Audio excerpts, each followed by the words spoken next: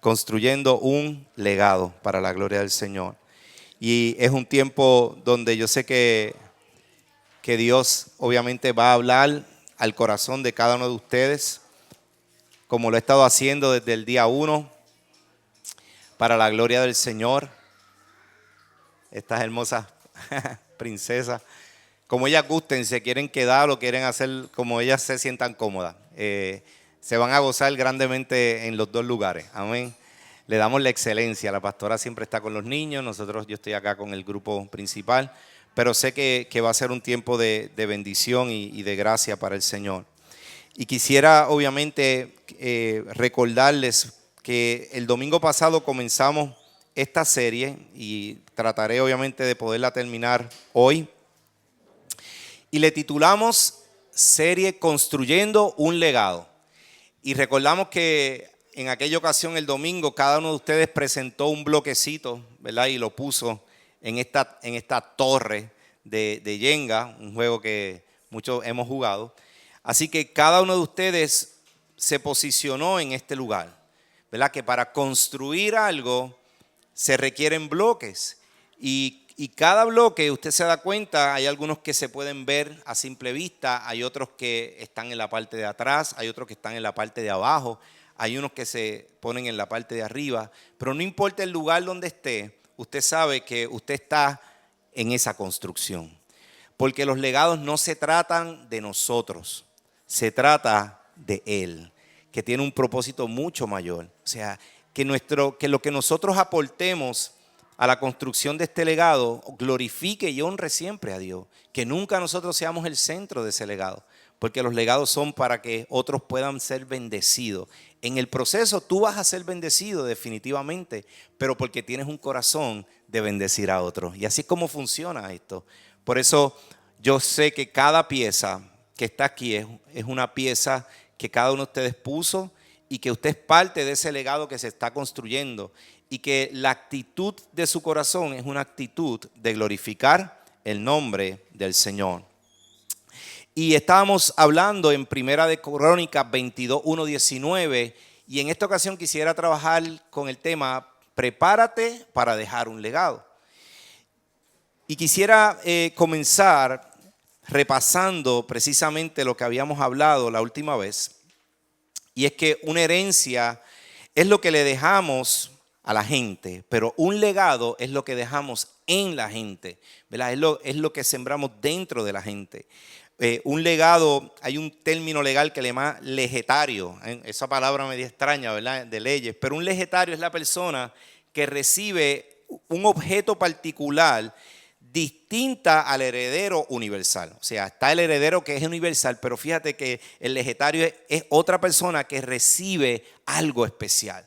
Y me venía a la mente cómo Dios en su gran misericordia ama al pueblo de Israel, el pueblo judío, pero nosotros somos gentiles, vinimos a ser insertados.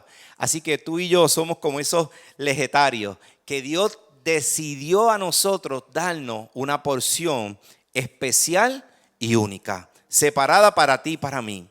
Porque el legado es una obra o es el impacto que tú y yo dejaremos en nuestra sociedad, en nuestra familia, tras nuestro paso. Y la pregunta es, ¿qué estamos dejando en nuestros pasos, en nuestro caminar día a día? Porque si construimos para mañana, pues estamos construyendo precisamente para algo incierto, porque obviamente el mañana nunca existe, ¿verdad? Es el que siempre viene y nunca llega. Usted tiene que construir hoy y usted pone un bloque hoy porque usted sabe que usted está sembrando un legado para la eternidad. Hay gente que se va a beneficiar de lo que usted está haciendo hoy, pero hay gente que se puede afectar de las decisiones que cada uno de nosotros tome en el día de hoy. Por eso decimos que los legados se construyen. Por eso decimos que comienzan con una visión clara. Requieren planificación, requieren preparación, requieren que demos herramientas y recursos. Y mientras la pastora hablaba esta mañana en el devocional, una de las herramientas que es la adoración y la alabanza. Un legado que nosotros debemos dejar a nuestros hijos es enseñarles a adorar y alabar al Señor, a levantar las manos, a cantar himnos en momentos de crisis, en momentos de preocupación, que ellos puedan tatarear esa palabra, ese versículo. Y eso son cosas que no se construyen de la noche a la mañana, sino que con cada pequeño detalle Usted va sembrando día a día. Así que hablábamos semanas anteriores el poder que tiene el hablar en lenguas, hermano. Cómo transforma la atmósfera de tal manera que podemos ser bendecidos. Requiere de valentía, de identidad. También un legado se construye en comunidad, no se construye solo. Necesitamos que todos podamos ser parte de ese legado. Y un legado vive más allá de nosotros. O sea, un legado no se trata de nosotros, sino que vive más allá de nosotros. Y hablábamos de Abraham, ¿recuerdan? Y hablábamos de Jesús, que construyeron para nuestra generación. Vemos un Abraham y vemos un Jesús que no simplemente pensaron en el momento, sino que el mismo Abraham sabía que iba a ser bendecido en él todas las familias de la tierra. Yo creo que usted sepa que usted y yo somos bendecidos por ese legado que dejó Abraham, el padre de la fe.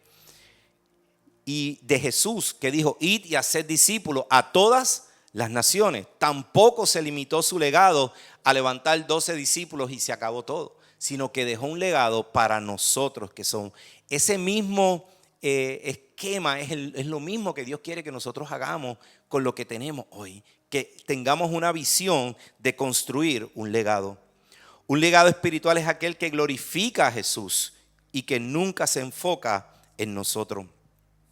Por eso decimos que los grandes legados no aparecen por accidente, se construyen mucho antes de que los resultados sean visibles. No son frutos de la casualidad, no son tampoco frutos de la superficialidad. Yo en estos días le preguntaba a una dama con quien hablaba y le decía, ¿eres casada? Y me dice, sí. Y después le dije, ¿eres felizmente casada? Y me dijo, no. Quisiera cogerlo por el cuello y hermano, ¿qué le cuento? Olvídese. Pero fue interesante, porque fíjate que un legado no se construye en la superficialidad, sino que genuinamente tiene que haber una vivencia que tú digas, soy felizmente casado y por esta razón. Y si no, pues hay algo que hay que trabajar si queremos dejar un legado. Recuerdo una vez que fue mucho más terrible, una amiga de mi suegra, en el funeral de su esposo, se le acerca a la viuda y ellas son muy amigas y le dijo, no sé si darte el pésame o envidiarte. Y yo decía, wow, son palabras mayores, ¿verdad que sí? Pero así se vive muchas veces, con una superficialidad, y entre ellas se reían porque ellas se entendían.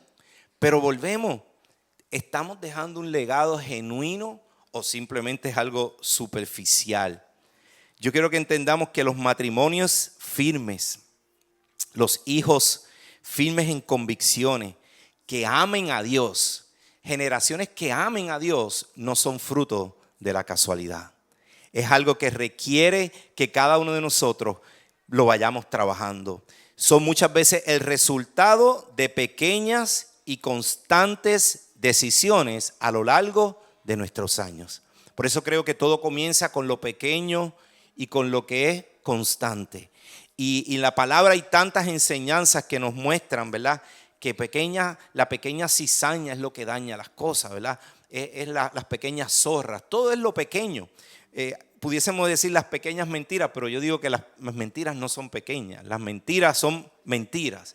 Pero muchas veces el hábito de mentir, poquito a poquito se va convirtiendo en un legado de mentira. Entonces vivimos mintiendo a veces sin ninguna necesidad y vemos gente que miente porque ya creyeron su realidad de mentira. Se vuelve algo patológico. Así que, y cuando se hacen constantes, se crea un estilo de vida de esa manera, y romper con eso solamente, obviamente, se requiere la intervención de Dios. Porque para romper con eso, hermano, ¿sabe lo que hay que hacer? Quitar la base completa de abajo. En otras palabras, hay que construir sobre un fundamento nuevo, de verdad. Hay que romperlo. Y romper, quebrar algo duele, ¿verdad? Porque cuánto trabajo nos puede dar construir algo, de momento verlo derrumbar, lo hacemos en nada. Es rápido, pero construir nos da trabajo. Pero yo les garantizo que cuando uno decide construir en la verdad, en la justicia, poco a poco, constantemente, eso que usted va a construir no será conmovido. No será conmovido. Dios lo va a proteger, lo va a bendecir. Así que aprendamos que todo comienza con pequeñas cosas y con cosas que sean constantes, continuas, que no las dejemos de hacer. Por ejemplo, el café a tu esposa de madrugada, de mañana, tal vez ese beso antes de acostarte que antes comenzó y ya ahora ni nos acordamos, ¿verdad? Los pequeños detalles, el hacer ese devocional con nuestros hijos, el orar juntos, el orar en pareja, el tener nuestro tiempo devocional, son pequeñas ¿qué? Pequeñas cositas que no necesitan que usted sea un experto, lo que necesita es empezar hoy. Hoy usted empieza a construir un legado. Y con el tiempo se da cuenta que valió la gloria, hermano. A veces necesitamos comenzar a ser más empáticos. Amén. Nos hemos endurecido. Tal vez hemos sido ser generosos, corteses. Y necesitamos comenzar a cambiar cada uno de esos detalles en nuestra vida si queremos construir ese legado. La diferencia entre un sueño y una visión está en la preparación. Sabemos y hablábamos el domingo pasado que todo nace con un sueño. Pero ese sueño se debe de transformar en una visión. Pues la diferencia está en la preparación. Y hablábamos específicamente de la vida de David y estudiábamos el libro de Crónicas 22:1-4, cuando David se prepara para dejar los instrumentos que va a necesitar Salomón para construir el templo, porque a David no le iba a tocar construir. Después que él tenía el ánimo, el deseo, hermano, a veces nosotros tenemos unas buenas intenciones, queremos que surja esto de esta manera, pero Dios te dice, no eres tú el que lo vas a hacer. Tú vas a preparar el camino y lo va a hacer ¿quién? El otro. David se pudo haber frustrado, se pudo haber desanimado, pero no. Él dijo, perfecto, entonces voy a construir un legado para mi hijo. Y de eso es que se trata el legado, construir para alguien más. Y créeme que tú vas a disfrutar de esa bendición. Y veíamos en ese texto bíblico que decía, David, aquí estará la casa de Jehová. O sea, él tenía una visión clara. No estaba todavía, no estaba hecha, pero él tenía una visión clara. Y yo les hablaba, por ejemplo, la importancia de tener esa visión clara en nuestra vida, porque la visión no solamente, ¿verdad?, es prepararnos para lo necesario, como decía la palabra. Él se preparó para darle lo necesario a Salomón, pero él tenía una visión clara. Y la visión es el qué. ¿Qué quiero alcanzar? Y todos en nuestra vida, aún en nuestra familia, debemos de tener un norte. Yo les dije que les iba a traer, ¿verdad?, nuestra visión personal en nuestra oficina. Nosotros esto lo pusimos en la oficina, porque la visión de esta oficina de lunes a viernes es cambiar tu manera de pensar para cambiar tu manera de actuar. Esa es mi meta con cada persona que llega aquí durante la semana. Y esa es mi visión. Yo voy mirando hasta a ese lugar. ¿Cómo lo voy a hacer? Pues preparo un ambiente terapéutico diseñado para ofrecer un manejo médico de altura. ¿Y para qué lo estoy haciendo? Para desarrollar individuos funcionales en espíritu, alma y cuerpo. Todos necesitamos tener una visión clara. Hay una realidad, es que un sueño puede quedarse como una imagen bonita de lo que podría ser, pero una visión, en cambio, tiene un objetivo claro, sabe hacia dónde voy. Esto es lo que me anima cada día a yo decir, mañana es un día de trabajo y voy dirigido a hacer esto, porque se nos puede olvidar. De momento no tuvimos un mejor día ese fin de semana, o de momento esa mañana amanecimos, ¿verdad?, por el otro lado de la cama, como dicen, y se nos olvida nuestra visión, nuestra misión y nuestro propósito, y necesitamos verlo para atesorarlo, creerlo. Aquí voy de nuevo, Señor, porque tengo un norte. Hay un versículo bíblico, no lo tengo acá, pero quiero que lo busquen y lo anoten. Está en el libro de Habacuc 2:2, y es cuando se le da la visión a este profeta. Dice la palabra que le dio una visión que dice, escríbela y grábala. En otras palabras, hazla visible. Si usted quiere tener una visión en su vida, lo primero que tiene que hacer es ¿qué? Escribirla. Y no solamente dice escribirla, dice grábala. En otras palabras, memorízatela, que la puedas tener en tu mente. Esto es lo que yo quiero hacer. Quiero terminar mis estudios, quiero hacer esto, ¿verdad?, en diferentes áreas profesionales. Pero en el área espiritual también es importante que tengas visión hacia dónde vas con respecto a tu crecimiento espiritual. ¿Qué cosas necesitas hacer para moverte al próximo nivel donde Dios te quiere llevar?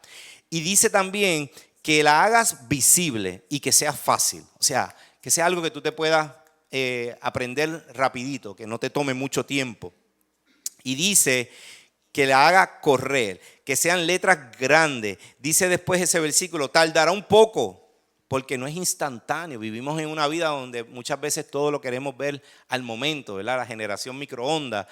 Hoy sembré una semilla, ya quiero ver la flor con todo y el fruto. No, hermano, todos tenemos que aprender a ser, ¿verdad?, pacientes, sabiendo que lo que tú vas a sembrar va a dar un fruto en su tiempo. Así que puede ser que tarde, pero llegará. Dice también que seas justo al construir tu visión. En otras palabras, porque el justo por su fe vivirá. Por lo tanto, una visión comienza cuando usted toma pasos de fe. A veces ni creemos lo que estamos haciendo, hacia dónde vamos, pero sabes que comienza cuando cada uno de nosotros damos pasos de fe. Y dice que nuestra alma no se enorgullezca nunca, porque he aquí se enorgullece aquel cuya alma no es derecha en él. En otras palabras, una visión no puede ser una visión orgullosa, enfocada en nosotros, sino enfocada en Él, y así será prosperada. Así que lo que necesitamos es prepararnos. Número 1, preparar lo necesario como lo hizo David. Lo número 2, tener una visión. Nadie construye algo grande para las siguientes generaciones sin antes tener una visión clara en el corazón. Como les mencioné, un sueño puede quedarse como una imagen bonita de lo que pudo haber sido, pero una visión, en cambio, tiene un objetivo claro y comienza a tomar pasos concretos para alcanzarlo. ¿Qué pasos vas a dar hoy? Mientras meditaba en lo que escribía, el Señor hablaba a mi corazón y me decía, hay personas que no van a compartir la misma visión tuya, y no hay nada malo con eso, hermano. No nos sintamos mal. Ahora, si usted está viviendo en su casa con su esposa y su esposo, ¿ustedes son qué? Uno. Así que la visión tiene que ser ¿qué? La misma. No pueden tener cada uno una visión diferente, sino que tiene que ser la misma y caminamos los dos en la misma dirección. Los estándares en su casa deben de ser ¿qué? Los mismos, porque si no, eso le va a crear conflicto a su hijo. Es que no, pero es que yo creo en la primera comunión. No, pero es que yo creo que se debe bautizar cuando él quiera. Hermano, eso va a traer ¿qué? Conflicto. Entonces usted tiene que tener una visión que clara de que ambos estén construyendo. No, es que aquí se puede hablar malo. Bueno, aquí no se puede hablar malo, se pueden decir algunas palabras malas. Entonces son visiones ¿qué? Divididas. Aquí no se puede tomar alcohol. No, aquí se puede tomar un poquito de alcohol. No, hermano, todas esas cosas ustedes las tienen que tener ¿qué? Claras. En el matrimonio ambos deben de tener la misma visión. Y si hay incongruencia, pues entonces tenemos que sentarnos en el departamento ejecutivo. Y cuando digo el departamento ejecutivo es entre usted y su esposo. Y sentarse a diseñar cuál va a ser el rol. Porque si lo hace con los súbditos, hermano, usted va a tener un problema bien grande, porque cada cual va a querer jalar para su lado. Pero ustedes, con la autoridad que Dios les ha dado, construyan esa visión. Y cuando hablo de que hay veces hay gente que tal vez no puedan compartir su visión, eso puede ocurrir. Y no hay problema alguno, hermano. Ahora, yo he creído y yo sé que en construir una visión como Dios nos ha dado, ¿verdad?, en este ministerio cuando comenzamos, hay personas que van a ser ladrillos y van a ser parte de estos ladrillos. Hay otros que van a ser andamios, que nos van a ayudar a llegar al próximo nivel. Así que hay algunos que son ladrillos y otros que son andamios. Y no hay ningún problema con eso, hermano, si comparten la misma visión. Ahora, con lo que sí puede haber problema, y viene a mi mente esta imagen de este libro que se llamaba ¿Quién sujeta tu escalera? Un libro bien interesante, que la portada es una escalera que se ve solamente en un muro recostado y hay un muro en la parte de atrás y tú no puedes ver quién está sosteniendo la escalera del que está trepando. Y yo me decía, Señor, necesitamos estar claros de quién está sosteniendo nuestra escalera. Porque si no tiene nuestra misma visión, ¿qué va a pasar? Va para el piso, hermano. Así que son cosas importantes que necesitamos tener claras. Lo tercero que hablábamos y lo que le quería compartir hoy es el mundo. Para nosotros poder influenciar el mundo donde estamos, tenemos que transmitir la visión a otros. Sabes que competimos muchas veces, competimos constantemente con conquistar el corazón de nuestros hijos, y el mundo también está buscando conquistar el corazón no solo de nuestros hijos, aún el de nosotros, nuestro tiempo, lo que vemos, lo que consumimos. Entonces tenemos que entender que esto se requiere de mucha valentía, sobre todo de mucho esfuerzo, porque poder establecer un estándar en nuestra vida, hábitos en nuestra vida que nos permitan transmitir esta visión con consistencia, pequeños pasos. Hay mucho ruido a nuestro alrededor y necesitamos estar enfocados en qué es lo que queremos dejar. Y necesitamos darle herramientas a nuestros hijos sobre todo, y nosotros necesitamos herramientas también para transmitir esta visión de la manera correcta.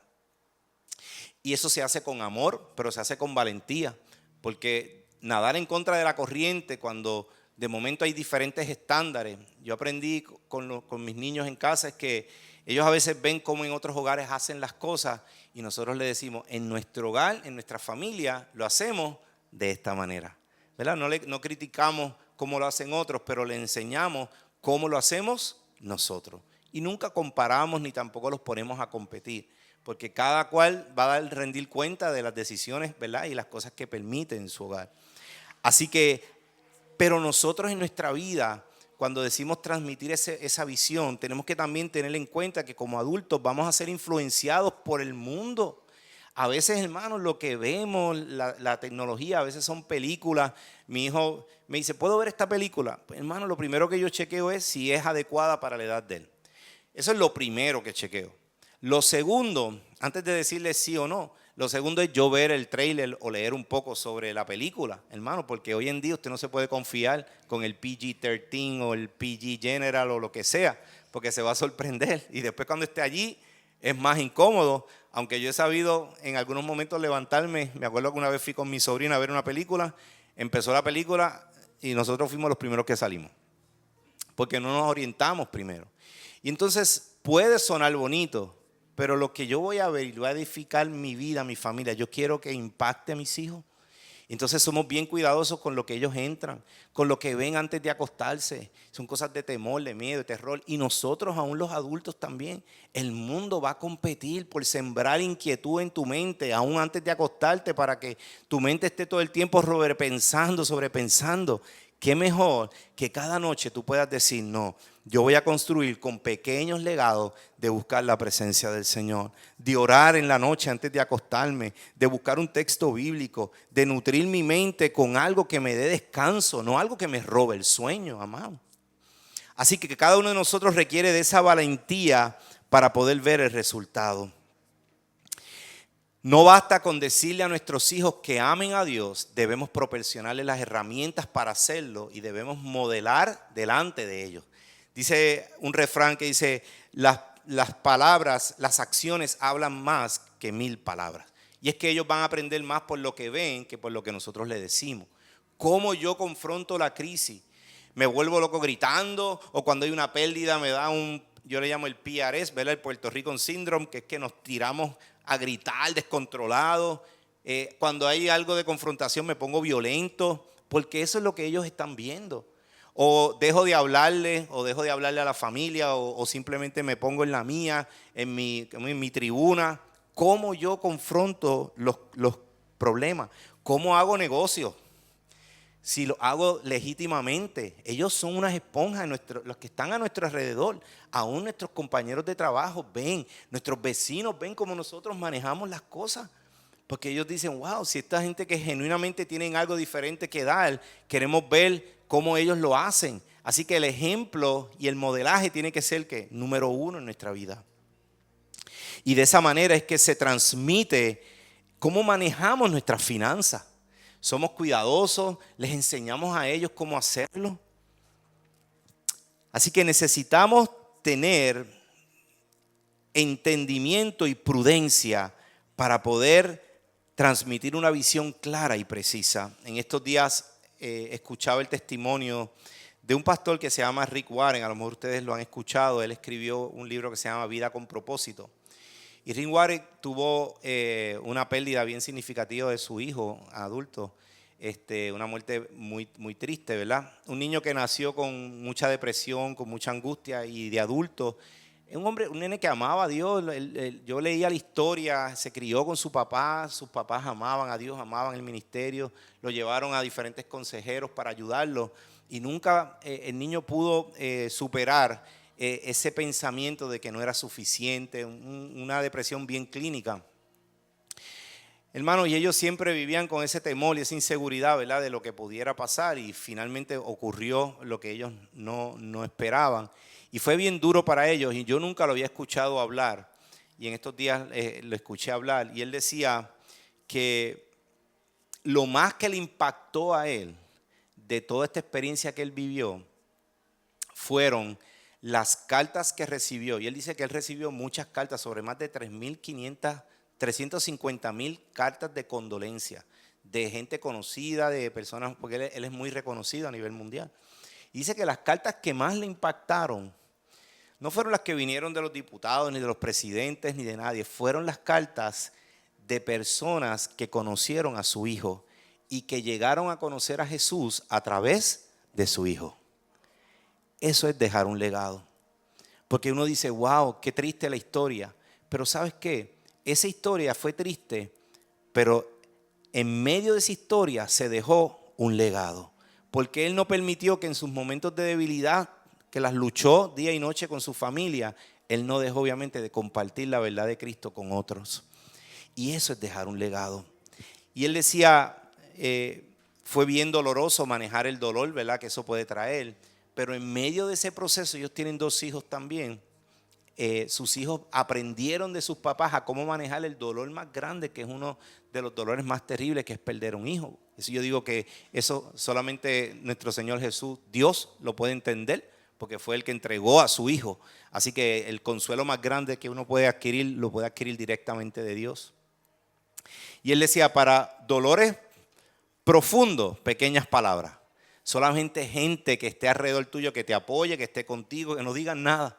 Si usted está pasando, y si alguien que usted conoce está pasando por una situación de pérdida bien fuerte, hermano, a veces no hay que decir nada. Simplemente estar, orar, dejarle saber que estamos a la disposición. Porque es bien fuerte, pero de ahí nació un legado tan grande en esa familia que ahora ellos se dedican a levantar hogares de familias que han perdido hijos o hijos que están batallando con la depresión o con la ansiedad. Así que eso es dejar un legado, hermano. Y de momento algo que se tornó, algo que estaba mal, que fue tan trágico, Dios lo tornó para bien.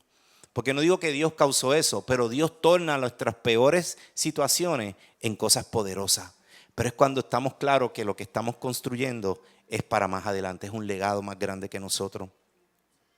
Así que aprendamos que tiene que haber inteligencia y prudencia para construir y para dejar un legado en nuestros hijos.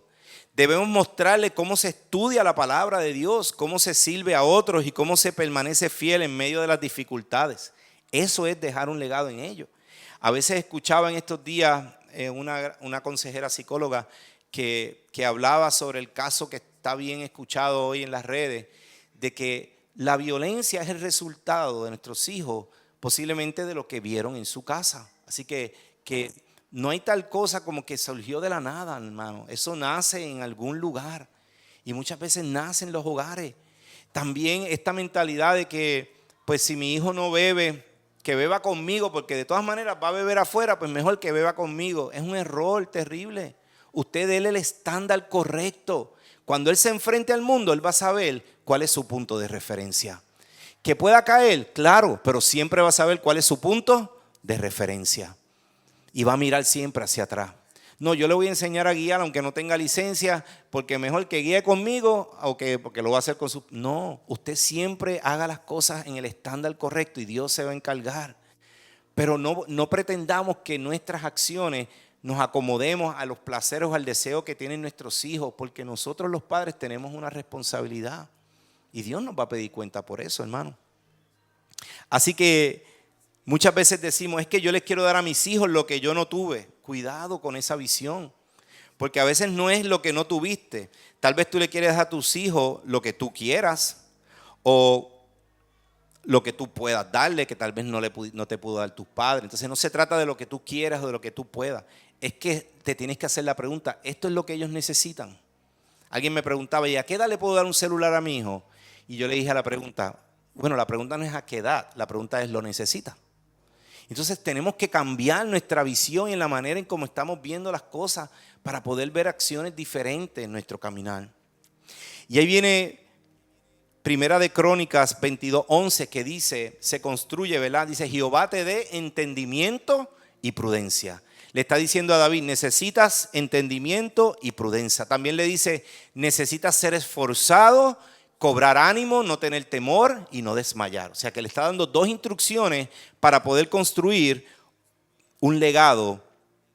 Y cuando hablamos de entendimiento, tenemos que ir a la palabra. Dice, el entendimiento es la capacidad mental para pensar, razonar, comprender la realidad y sacar conclusiones. La prudencia es la virtud de actuar con cautela, moderación y buen juicio para evitar daño. Así que en otras palabras, podemos ser muy inteligentes y tener mucha información, pero necesitamos la sabiduría para saber cómo vamos a usar esa información. Y necesitamos la prudencia para accionar. Porque inteligencia y sabiduría se quedó en conocimiento. Pero cuando tenemos prudencia, entonces es que viene la acción. Y accionamos sabiendo con buen juicio y moderación, reconociendo cuáles son los riesgos. En otras palabras, yo le hablaba a los hombres en la última reunión, no podemos ser hombres impulsivos que estemos tomando decisiones de manera arbitraria. Tenemos que tener consciente que nuestras acciones van a tener un impacto en las personas inmediatas que nosotros tenemos a nuestro alrededor. Entonces, Proverbios 2:11 al 12, mira lo que dice, la prudencia te guardará, te preservará la inteligencia. Mira lo que hace la prudencia. ¿Qué hace la prudencia? Te guarda. ¿Y qué hace la inteligencia? Te preserva para librarte del mal camino de los hombres que hablan perversidad. Y me acuerdo de este pasaje porque recuerdo una vez, yo creo que les compartía una vez en mi trabajo, me reunieron porque estaban alegando que yo había hecho una factura incorrecta y que estaba cobrando un dinero incorrecto al hospital. Hermano, y como dicen por ahí en el refrán, el que no tiene hecha, no tiene sospecha. Así que cuando uno anda en prudencia e inteligencia y usted está haciendo las cosas como es, usted lo único que hace es, pues vamos a sentarnos a hablar, a ver qué es lo que está pasando. Hermano, y allí me tuvieron en una oficina y pasaron como 3, 4 personas y todo el mundo diciendo que yo tenía que desistir de esa factura y yo decía, es que no puedo desistir de algo que yo trabajé, que yo hice.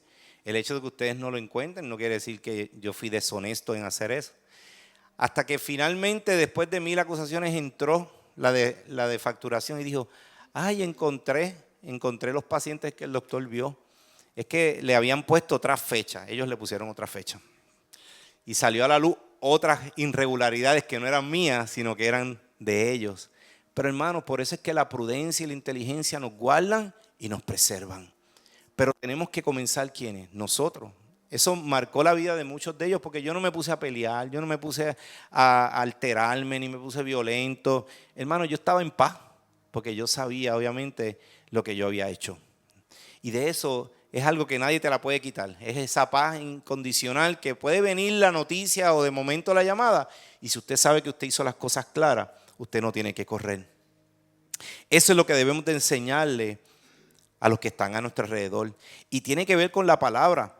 Usted sabe que 2 de Timoteo 3:15, mira lo que dice. Esto es lo que le dice Pablo a Timoteo, uno de sus discípulos. Dice, pero persiste tú en lo que has aprendido y te persuadiste sabiendo de quién has aprendido. Hablando de su mamá y de su abuela. Y que desde la niñez, fíjate, desde la niñez has sabido las sagradas escrituras, las cuales te pueden hacer sabio. ¿Qué nos puede hacer sabio? Las sagradas escrituras. Y cuando uno las comienza a enseñar desde pequeñas edades, hermano, te protegen porque no solamente es salvación por la fe en Cristo Jesús, sino que dice toda la escritura es inspirada por Dios y útil para enseñar, para redarguir, para corregir, para instruir en justicia, a fin de que el hombre de Dios sea perfecto, enteramente preparado para toda buena obra. Hermano, este es el texto poderoso y este es el que tenemos, una herramienta poderosa que tenemos en nuestras manos. Necesitamos pasarla como un legado a nuestras generaciones. Enseñarles a ellos cómo leer las historias bíblicas, darle el contexto de cuál es el principio detrás de cada una de ellas. Y eso guardará la vida de ellos en gran manera. No tengamos temor de hacerlo, porque para eso Dios nos ha llamado, para ser sabios. Así que seamos enseñables, autorreflexivos, corregibles, instruidos. A veces no queremos que nos enseñen, a veces pensamos que no las sabemos todas, a veces si nos corrigen algo nos molestamos, y Dios quiere que haya inteligencia y sabiduría cuando somos corregibles y cuando somos enseñables. Ayer estuvimos en el día de logros de mis niños, que ellos hacen homeschooling, los dos, y se graduaron 4 niños homeschooling. Todos los años hacen graduaciones de los que se gradúan de cuarto año, y ayer se graduaron 4. Y cada uno iba para su universidad. Unos iban para la Politécnica, otros iban para la UPI de Carolina, de Río Piedra, y fue muy bonito todo, pero una de ellas habló y ella daba gracias a todos los maestros que tuvo porque aprendió mucho de ellos. Decía, yo aprendí a tener un corazón enseñable y aprendí que hacer preguntas no quiere decir que uno es menos inteligente. Y decía, hagamos las preguntas y seamos enseñables. Queremos aprender, pero también se aprende cuando uno pregunta. Amén. No es que uno va a entrar en una controversia y una confrontación de mala gana. No, la confrontación y el hablar y el discutir temas nos enriquece a todos. Así que tengamos esa apertura también. Y cuando hablamos de la palabra, quisiera que hagamos un ejercicio. Y yo creo que esto yo una vez les enseñé. Y es que cuando usted va a leer la palabra, que es la herramienta que les estoy dando hoy, la adoración, la pastora hablaba esta mañana, pero hoy les quiero dar esta herramienta de la palabra, y es que la palabra de Dios, hay una manera de estudiarla. Usted la puede estudiar de manera histórica y le va a sacar mucho material. La puede hacer estudiando lo que es el original, ¿verdad? El hebreo, que es algo que bien interesante. Pero si hay algo que cómo debemos acercarnos al texto bíblico, es busque a Jesús en el texto bíblico. Búsquelo desde el Antiguo Testamento hasta el Nuevo Testamento. ¿Dónde está Jesús? ¿Dónde está representado Jesús? Porque hay veces que en el Antiguo Testamento a lo mejor usted va a leer una historia y no va a entender, pero lo que pasa es que dentro de esa historia es una proyección de lo que iba a ser Jesús. Y es ahí donde tú vas a encontrar el valor de la enseñanza de ese texto bíblico. Éxodo 7, 17, 8 habla de cuando Israel había salido del Mar Rojo. Ya Moisés había levantado su cayado, se había abierto el Mar Rojo, pasó el pueblo de Israel, y ya cuando ya estaban en la tierra prometida, dice la palabra que confrontaron su primer enemigo, que eran los amalecitas, Amalec. Ese fue el primer ejército que se levantó en contra de Israel después de haber pasado. O sea, estos hombres y mujeres vieron cómo Dios los libró de los egipcios. Y ya entrando se enfrentan a Amalec. Y dice el texto, entonces vino Amalec y peleó contra Israel en Refidim. Y dijo Moisés a Josué, le da unas instrucciones, escógenos varones y sal a pelear contra Amalec. Mañana yo estaré sobre la cumbre del collado y la vara de Dios en mi mano. O sea, el cayado representaba la vara de Dios y estaba en la mano de Moisés. Escuchen ese detalle importante. Y traten de buscar dónde está Jesús en todo esto. E hizo Josué como le dijo Moisés, peleando contra Amalec, y Moisés y Aarón y Hur subieron a la cumbre del collado. Fíjate que la batalla era en el valle, pero ellos subieron al collado. Y sucedía que cuando alzaba Moisés su mano, ¿qué tenía en la mano? La vara, el cayado. Israel prevalecía. Mas cuando él bajaba su mano, prevalecía Amalec. Y las manos de Moisés se cansaban. Por lo que tomaron una piedra y la pusieron debajo de él. Ese detalle es importante, una piedra. Y la pusieron debajo de él y se sentó sobre ella. Y Aarón y Hur sostenían sus manos, el uno de un lado y al otro. Así hubo en sus manos firmeza hasta que se puso el sol. Y Josué deshizo a Amalec y a su pueblo a filo de espada. Entonces, cuando leemos esta historia, yo quiero darles algunos detalles interesantes que en el libro de inglés, cuando dice, entonces vino Amalec y peleó contra Israel en Refidim, Amalec significa labor estresante. O sea, es algo que te está creando mucho ¿qué? Estrés. Es como que te está consumiendo. En el original, la palabra hebrea es amal. Amal significa situación estresante. Y de Amal viene el nombre de Amalek. Entonces, en hebreo se dice lakam, es la manera en cómo se produce.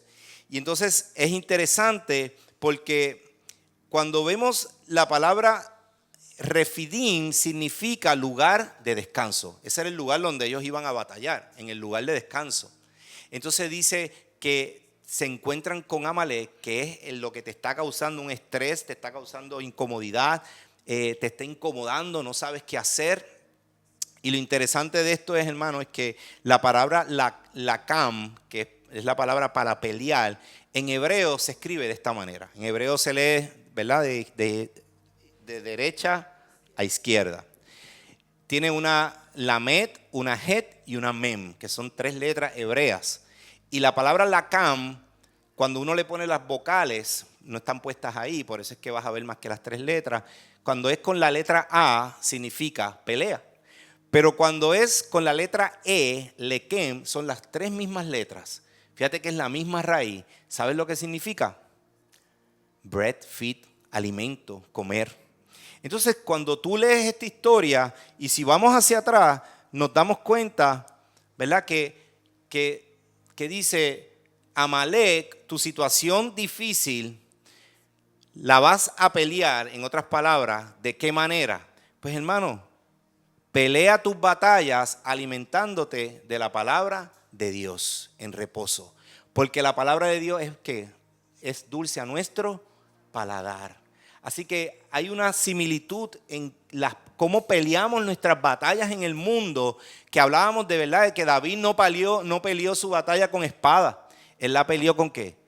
Con la presencia del Señor. Él no fue frente a frente. Es que a veces el mundo nos enseña que tenemos que ir de frente. No, hermano, usted vaya confiando que la batalla ya Jesús la ganó por usted. Ya Él ganó esa batalla. Lo único que usted tiene que hacer es comer, ¿verdad?, y alimentarte de la palabra de Dios, que es tu espada de doble filo. Y con ella tú vas a poder vencer. Y el pueblo de Amalek fue vencido. ¿Sabes qué? En Éxodo 17:14 dice, y Jehová dijo a Moisés, escribe esto para memoria en un libro y di a Josué que raeré de toda la memoria de Amalek de debajo del cielo. Y Moisés edificó un altar y llamó su nombre Jehová Nisi, que significa en hebreo Nisi, pero es Jehová es mi bandera, mi estandarte. Usted sabe que las banderas tienen un significado de victoria, hermano, de honra, de lugar. Y yo quiero que usted tiene que entender que usted tiene que levantar su bandera. Cuando nosotros leemos esta historia de Amalek y Josué, que dice que para ellos prevalecer tenían que levantar ¿qué? El cayado. ¿Sabes lo que representa ese cayado? Es la cruz. Es la cruz. Ahí estaba Jesús. O sea, ya nos estaba diciendo desde el Éxodo lo que iba a darnos la victoria a nosotros. Es cuando nosotros miramos lo que Jesús hizo ¿dónde? En la cruz del Calvario. Y mire si es tanto el detalle que dice que se cansaban y para que no se cansaron lo sentaron en una piedra. Usted sabe que el Gólgota, que fue donde pusieron la cruz de Jesús, el Gólgota es una piedra. Y en esa piedra pusieron ¿qué? La cruz. La levantaron. Y en esa cruz fue donde nuestro Señor Jesús fue crucificado. Así que nos debe de llenar el corazón de que la batalla se decidió no en el lugar de batalla, sino donde ganaban la batalla, en la colina. Porque mientras ellos estaban abajo, ¿quiénes estaban arriba? Levantando los brazos y levantando el cayado. Cuando él levantaba el cayado, ¿qué pasaba? Prevalecía el pueblo. Cuando él lo bajaba, prevalecía el enemigo. En otras palabras, hermano, cuando tú levantas en alto, escucha esto, cuando tú levantas en alto y entiendes que no fuimos llamados a pelear por una victoria, sino desde la victoria. Y lo voy a repetir de nuevo. No fuimos llamados a pelear por una victoria, sino desde la victoria. Porque ya la victoria tú la tienes en Cristo Jesús. Por eso prevalecían. Pero si tú entiendes que tienes que ponerte los guantes y meterte espada con espada, hermano, entonces no estás descansando. Por eso el lugar donde fue la batalla significaba lugar de descanso. Descansa en que la batalla ya Cristo la ganó en la cruz del Calvario. Y que lo hizo por ti y lo hizo por mí. Así que yo doy gloria a Dios porque hoy mantente en reposo en los lugares altos. Y sabes que David cuando decidió dejar un legado, quiso dejar un legado claro, obviamente, y Dios quiere dejar un legado en nosotros para que podamos encontrar a Jesús en la palabra, sea que leas el Antiguo Testamento o el Nuevo Testamento. Nosotros comenzamos nuestras clases de discipulado ahora en agosto y les vamos a enseñar a cómo buscar a Jesús en cada relato bíblico, hermano, para que haya revelación fresca y que las historias del Antiguo Testamento no simplemente sean historias, sino que usted vea el reflejo de Jesús desde el Antiguo Testamento. Pero sabes que David dice que yo con grandes esfuerzos he preparado para la casa de Jehová. Pero después dice, asimismo he preparado madera y piedra, a lo cual tú añadirás. Y entonces aquí viene un principio importante en los legados, es que unos comienzan a construir y otros se van añadiendo. No importa el que llegó primero o el último que llegó, son parte del legado que Dios está dejando. Así que nunca te sientas menos ni te sientas más. Eres parte de lo que Dios está construyendo. Vívelo con gratitud. Vívelo con entendimiento, con prudencia. Sé valiente. Se necesita valentía para formar una familia diferente, para romper patrones dañinos que vienen de generaciones anteriores. Se necesita valentía para perdonar, para mantener la integridad cuando sería más fácil ceder, para criar hijos que amen a Dios en medio de una cultura que constantemente les ofrece otras alternativas. Para construir un legado se necesita valentía. Y aquí hay muchos valientes hoy que están aquí al frente construyendo legados. ¿Cuándo pueden dar un aplauso al Señor? Hoy te animo a que sigas construyendo de donde comenzaste y en el proceso vas a ir añadiendo, pero estás añadiendo sobre una construcción que has decidido hacer desde años y hoy estás comiendo del fruto de lo que sembraste. Hoy estás comiendo y si aún no lo estás viendo, tranquilo, con paciencia. Dice la palabra que la visión vendrá, no tardará. Los legados espirituales nunca son construidos por personas cómodas. Son construidos por personas que deciden obedecer a Dios, aun cuando hacerlo es difícil. Hoy te digo, sé fuerte y valiente. No tengas miedo ni desanimes. Hoy Dios te está llamando a ser esa persona. Tal vez haya una decisión que necesites tomar o un paso de obediencia que has estado posponiendo. Hoy yo creo que es el día para hacerlo. Y quiero terminar con 2 puntos adicionales y es para construir un legado necesitas reconocer tu identidad de hijo en Cristo. Si no tienes una identidad clara, ¿qué es lo que pasa en nuestra sociedad hoy en día? Muchos jóvenes fragmentados, sin un norte, sin una dirección, sin un marco de referencia. Pero David sabía que Salomón era un joven inexperto. Sin embargo, esa realidad no lo llevó a pensar que Salomón era incapaz, sino que le dio las herramientas para que construyera. Así que aunque tú veas las limitaciones que puedan tener tus hijos, o la gente en tu trabajo, o la gente en tu comunidad, nunca los veas como que no van a poder hacerlo. Que hay inexpertise, ¿cómo dice? Enséñale. ¿Sabes qué? Yo aprendí que es mejor entrenar gente que no tengan el carácter y contratar gente que tal vez no tenga el carácter, que gente que sea muy talentosa. ¿Sabes por qué? Porque yo creo fielmente que si tú contratas a alguien por su talento, lo vas a tener que despedir por su falta de carácter. Contrata a alguien por su carácter y tendrás un talento para siempre. Así que a veces construir en el carácter cuesta un poco más, pero es algo que va a durar para siempre. Y eso es construir en la identidad. Y en Primera de Crónicas vemos que el mismo David y el mismo Salomón entendieron que Salomón necesitaba entender que él era hijo también, que no era solamente David. Porque a veces hacemos la referencia, pues Salomón es el hijo de David. No, yo creo fielmente que Dios no tiene nietos, que todos tenemos que ser hijos. Así que le dijo, él me será a mí por hijo y yo le seré por padre. En otras palabras, le estaba dando ¿qué? Identidad.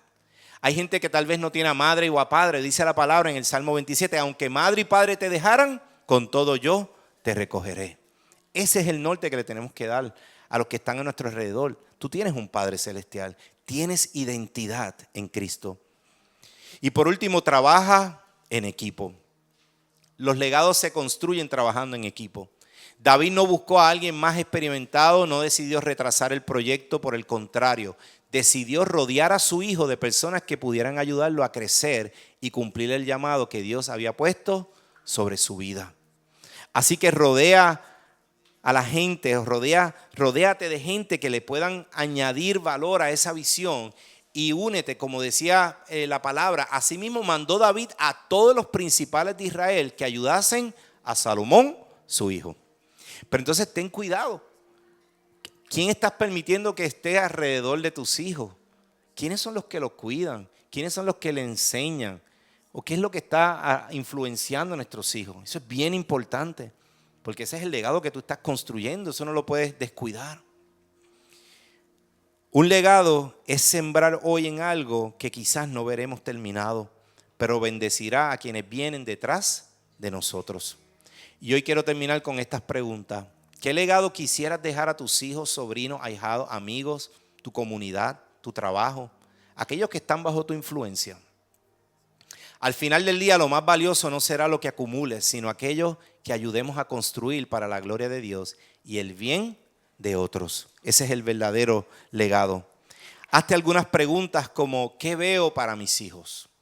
¿Cuáles son los sueños espirituales que tengo para mí y para mi hogar? ¿Qué pieza de la estructura soy? ¿Cómo me veo sirviendo en la casa de Dios? ¿Entiendo en mi corazón cuál es mi identidad y lugar? ¿Qué clase de generaciones quiero levantar? ¿Qué impacto me gustaría que mi vida tuviera en otros? ¿Estoy dispuesto a trabajar en comunidad, en equipo? Esas son las preguntas que nos tenemos que hacer si queremos ser parte de este legado que Dios nos está dando. Como casa, les compartía nuestra visión, que es anclar las vidas a Cristo a través de una experiencia aquí en la iglesia. Porque este es el lugar más cerca que muchas veces la gente va a llegar y van a querer ver. Por eso es que cada uno de nosotros juega un papel importante, una pieza clave. Cómo recibimos la gente, cómo les hablamos, qué testimonio damos aquí y afuera, cómo somos. Porque ese es el mensaje, y lo que ellos van a ver a través de nosotros, van a ver a Jesús. Así que es importante que nosotros tengamos clara la visión, y es anclar la vida a Cristo. No a mí, no a usted. ¿A quién? A Cristo. Porque esto es mucho más grande que nosotros, hermanos. Y yo sé que cada uno de ustedes son parte importante de esta comunidad de fe. No importa dónde estés, debes tomar tu lugar, porque eres importante para Dios. Amén. ¿Qué tal si ahí donde estás te pones en pie y oramos juntos, hermano? ¿Cuántos pueden decir: hoy Dios me ha hablado? Y esa es la idea. Porque Dios nos habla de diferentes maneras, y a lo mejor algo impactó más tu vida, tal vez una enseñanza, una palabra, algo yo sé que te llevaste en tu corazón. Escríbelo en tu libreta devocional, ten tu libreta devocional, tus notas, porque eso va a estar registrado. Fíjate que la visión se quedó registrada para memoria. Dice que la palabra de la batalla de Amalek, dice que él le dijo: escríbela y déjala escrita como memoria, para que otros cuando puedan leer sepan de que fuimos librados. Así que escribir las cosas tiene importancia. O sea que por escribir las cosas, la reina Estel pudo vencer y pudo evitar que su pueblo fuera asesinado, porque se escribieron unas hazañas. Así que el escribir tiene algo importante. Haga su journal, tengan sus libretas devocional. Yo sé que será de bendición. ¿Cuántos hoy quieren afirmarse cada vez más en que quieren ser parte de un legado que sea más grande que nosotros? No se trata de nosotros, se trata del legado que dejó Jesús en la cruz del Calvario, que se levantó, y mientras su cruz, y estemos mirando la cruz, que es ese cayado que tenía Moisés, que representa la cruz, representa a Jesús, tendremos obviamente esa victoria. En el momento que quites tus ojos de allí, entonces vas a confrontar dificultades. No porque Jesús no haya vencido, Él sigue siendo Dios y Él tuvo la victoria. Es porque quitamos nuestra mirada de la fuente correcta donde necesitamos buscar dirección. Amén. Todo el mundo tiene una buena opinión sobre algo, pero si hay alguna opinión que usted quiere buscar primero es: ¿qué piensa Dios? ¿Qué piensa Dios? Y búsquela, Dios le va a hablar a su corazón y luego le va a confirmar también. Amén. ¿Qué tal si cerramos nuestros ojos? Padre, te doy gracias por este tiempo. Gracias por tu presencia y gracias por tu palabra, porque hoy una vez más nos afirmas, Señor, que tú eres un Dios de legado, Un Dios que nos enseña a que nosotros podamos construir legados, Señor. Que nos preparemos para eso. Que tengamos una visión clara sobre lo que queremos lograr, Señor, hacia dónde vamos, Padre. Oh Padre, mi Dios, que tengamos identidad, que seamos valientes, que trabajemos en comunidad, Padre Santo, y que tengamos las herramientas necesarias, Señor, para construirlo. Hoy tú nos has dado herramientas espirituales, Señor, como es la adoración, la alabanza, como es la palabra de Dios, Señor. Es tu texto bíblico el que nos habla, el que nos da dirección, el que nos hace prudentes, el que nos hace sabios, inteligentes. Yo te pido, Padre, que lo podamos aplicar en nuestra vida, porque la victoria ya fue dada, Señor.